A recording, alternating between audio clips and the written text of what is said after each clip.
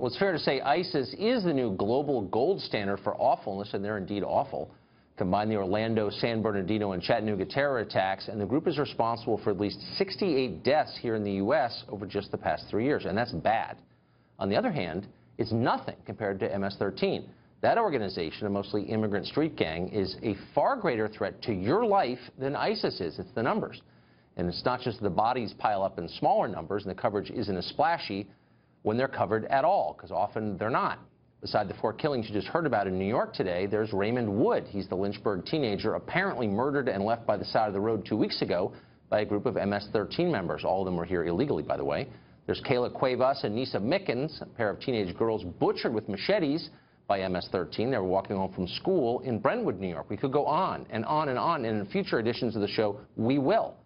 But killing is not the end of the problem with MS-13. Its members have been caught running child prostitution rings.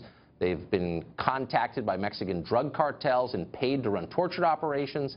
And, of course, they engage in the usual extortion, drug trafficking, and human smuggling. But unlike ISIS, MS-13 makes it hard to live in certain neighborhoods here in this country. Also, unlike ISIS, there are a lot of them. ISIS may have significant passive support in the U.S., and a lot of us suspect it does, but true active ISIS members, pretty small, maybe a few hundred at most. MS-13, by contrast, has at least 6,000 members, according to the government, in this country, and they're supported by more than 30,000 abroad. Yes, abroad, because MS-13 is fundamentally a foreign threat. Now, the administration is using a lot of firepower to defeat insurgents in the Middle East right now, and good for them.